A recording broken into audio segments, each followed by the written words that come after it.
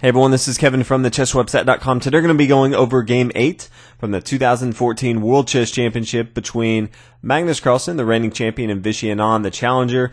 We have Games 8, 9, 10, 11, and 12 left. Vishy Anand has to play the white pieces 3 more times, Magnus Carlsen 2.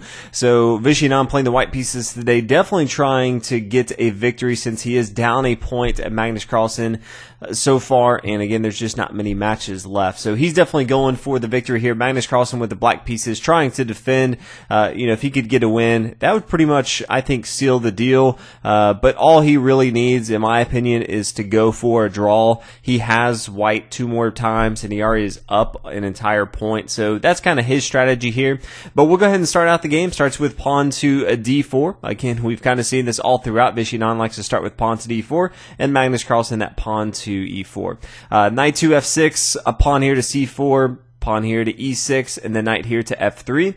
And Magnus Carlsen so far he's tried to attack this twice in 2 different ways. One has been the Queen's Indian defense. He's played this pawn to b6, and he's also played pawn here to d5, kind of the standard mainline Queen's Gambit decline lines. When he did play the pawn here to d5, this is actually the game that he ended up losing, and the Queen's Indian defense is what he actually ended up tying. So it's interesting to see in the game he chose the Queen's Gambit decline line.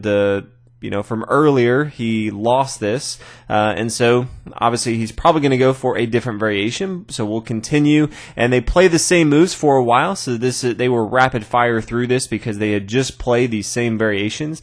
Bishop here to f4, castle, pawn here to e3. And then the first novelty in the game was pawn here to c5.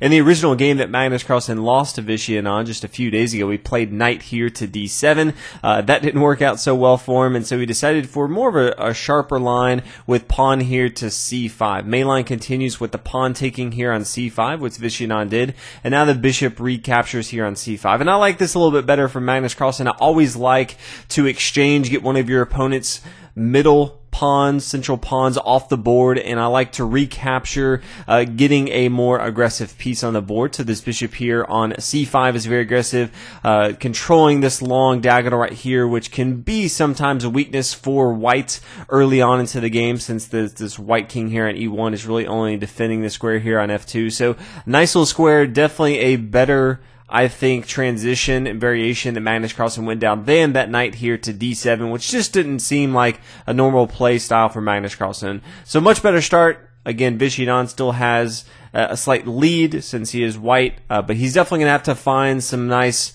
attacking lines, or we could just end up in a drawish game.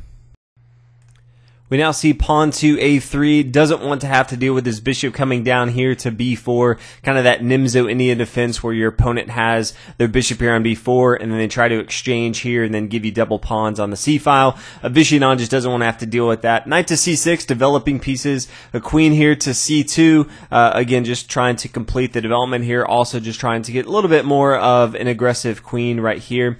And then a pretty interesting move for Magnus Carlsen. It looks, pretty basic, just rook over here to e8, trying to centralize it a little bit. But Vishy Anand in the press conference afterwards said that this move caught him off guard. Fabiano Caruana, one of the top players in the world, I think maybe he's even the best player in the world. Obviously he's not the world champion, but I think in a few years he'll actually be the challenger, playing whoever is the champion right now. But he actually said that this was kind of an unnecessary move from Magnus Carlsen. It takes him down some aggressive lines that Magnus Carlsen doesn't really need to be playing since he's up a point. He could just play for a draw. Magnus Carlsen not want to shy away from aggressive lines, even though it doesn't necessarily look like an aggressive line. It's definitely not a theoretical move that people play a lot. So Vishy Anand definitely was expecting something else. Said he hadn't really prepared for this move. He didn't think he was top level, as he said, so it was very interesting. So play continues after a little thinking from Vishy Anand. He played bishop here to g5, pinning this knight down to the queen. Now the bishop's going to come back here to e7, and then we have rook over here to d1, getting it on the semi-open square, which is always where you want your rooks to be. We now see Magnus Carlsen continue with his active play. Queen here to a5, recognizing it's going to be very difficult to go ahead and start to attack on the king side. But on the queen side, all of a sudden he can pin this knight down to the king. His opponent's definitely going to be looking to get his light square bishop involved into the game. Maybe castle on the king side for some safety here. But right now, this knight's not going to be able to move. So we see the bishop come up here to d3. Again, as we talked about, getting ready to castle on the king side. Wants to make sure he can freely move this knight around, which he can't do right now. Pawn here to h6, forcing the bishop to come back. And then pawn taking here on c4. Now, I thought this was pretty interesting for Magnus Carlsen. I'm not sure that he really needs to exchange here on c4, giving up one of his central pawns. He did have some other options. You know, rook over here to d8 seems fine. Bishop to d7 maybe, just completing his development here, getting his light square bishop involved. Maybe later, instead, he wants to bring his bishop over here on the light squares and control over here. But bishop to d7 seems fine. It's definitely better than it was before. And then he can get his other rook involved if he wants to swing over here to d8. Maybe the semi-open file here on c8, that works as well. So, pawn taking here on c4, a little interesting to see, but then the bishop retaking here on c4. Pawn here to a6, getting ready to push forward with pawn to b5. And then again, if he wants to, he can get his light square bishop involved into the game. Castle on the king side, and then we see the pawn to b5 as we discussed. Now the bishop's going to fall back here to a2, somewhat controlling this long diagonal right here, but both sides have their pawns here on e3 and e6, so it does mitigate some of the risk as far as mitigating some of the control that his opponents have for their bishops. This light square bishop, you know, typically controlling this long diagonal is good, but with this pawn here, it just really can't do much. Same thing with this dark square. It would really like to control this long diagonal, but with this pawn here on e3, it just doesn't have much to do here. So now we see bishop to b7, getting it active, involved into the game, controlling this long diagonal, which is going to be a pretty good square for this light square bishop. And then bishop over here to b1, threatening this queen up here to h7 if this knight is off the board here on f6. What's interesting is, just 17 moves into the game, Magnus Carlsen only used 15 minutes. Now, again, he's playing the black pieces, so he's defending, but he's defending extremely well, and he's playing very, very quick. If you've kind of watched this so far as all the games, it is not the fastest game of all time because, again, the pressure is so high. They're playing at a world championship level. Any mistake could cost them the title. So for Magnus Carlsen to play 15 minutes for the first 17 moves is black. That is definitely fast. Vishy Anand, on the other hand, has taken 45 minutes, so he's already behind 30 minutes. You know, that move, rook here to e8, kind of caught him off guard. He definitely wants to make sure that playing the white pieces, he's optimizing all his moves because he only has 2 more games as white. So if he doesn't get a win here, it's definitely going to put him under the gun and a lot more pressure with the last 4 games. We now see Magnus Carlsen bring his rook over here to d8, just centralizing his rook, definitely where you want to be on this open file. Magnus Carlsen's completely okay just exchanging off material here. Again, if he can just race for a draw, they would shake hands right now if they would allow him to, because again, he's up a piece or a entire point here in the match. There's no reason for him to try to do anything too crazy, and so, you know, again, if Vishy Anand wants to go ahead and exchange, that's going to be fine with Magnus Carlsen. The bishop takes here on f6, and then the bishop recaptures here. There's no real need for Vishy Anand to play queen here to h7, which he doesn't. You know, check the king after the king moves here to f8. All of a sudden, the attack is kind of blocked. They can't really do too much now. Maybe you just continue with knight here to e4.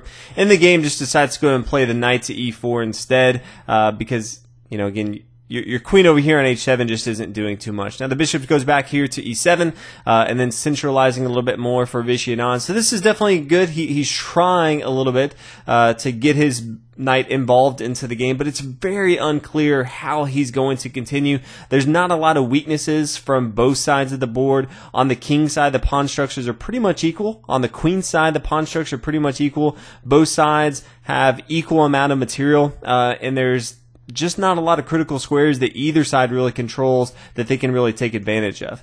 We now see an exchange off the board, and then pawn here to b4. This really threatens an exchange of the queens, which is what Magnus Carlsen wants. Vishy Anand, if he wanted to, he could maybe bring his queen back here to c2, but that may just be a little too passive. So instead, he decides, okay, I'm going to have to exchange off my queen, but first he brings his rook over here to c1. We now see the pawn take on a3, and then the queens are going to exchange here on c5. And this is, again, what Magnus Carlsen wants to do. There's no reason for him not to try to exchange all the pieces off the board and try to go for a quick draw here. So knight coming back here to e7, rook over here to c1, and now we do see an exchange of the rooks right here. And then we just enter a game with two minor pieces and some pawns. There's no real way for either side to win this. Potentially, if it was bishops on opposite colors, maybe you can find a small advantage. But right now, there's just no way for either side to really gain an advantage here. Both players are just too strong in the endgame to let this slip away. So both sides start to centralize their kings a little bit on the board, and they don't play too many more moves in this particular game, and they were moving pretty fast. All of these are pretty elementary for this type of player. They centralized a little bit more, and then after this move here of 41, they decide to go ahead and draw. So Vishy Anand, I thought he played well. I don't think he put Magnus Carlsen in too many tough positions. Magnus Carlsen pretty much played normal Magnus Carlsen, and then he was able to just exchange off all the material without, again, ever putting himself in much danger of losing a point.